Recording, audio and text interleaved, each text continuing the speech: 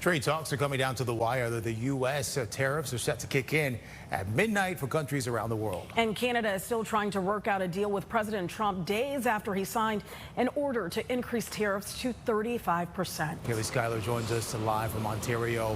Where do the negotiations stand there?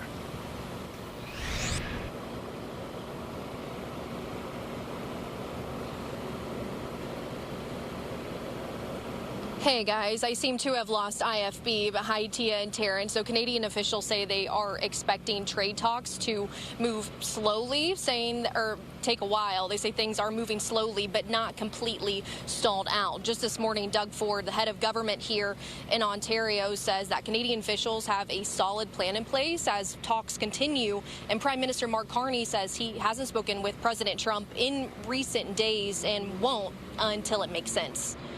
So while we'll continue to work with the United States on the many mutually beneficial opportunities that we share in trade and investment, it is clear that we cannot count or fully rely on what has been our most valued trading relationship for our prosperity.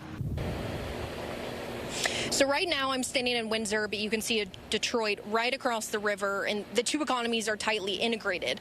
Officials on both sides of the border say the tariffs already in place are taking a toll, especially in the auto industry, with tariffs on steel, aluminum, and auto leading to job cuts, work stoppages, and lost sales. Yesterday, Michigan Governor Gretchen Whitmer met with President Trump. She says her state is extra vulnerable to the tax on auto imports from Mexico and Canada. But back here, even with those sectoral tariffs and that 35% rate on some goods, the Canadian side still says no deal is better than a bad one. So I asked the head of Canada's Automotive Parts Manufacturing Association what a good deal could look like. We think a good deal in automotive says the White House needs a tariff on vehicles. It's got one from everybody. You can get one from Canada too.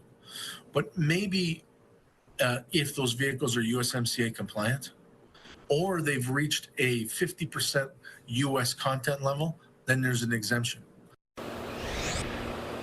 And even as that midnight deadline is just hours away, the Trump administration is still taking action against several countries. Today, President Trump announced an additional 25% tariff on India because they purchased oil from Russia.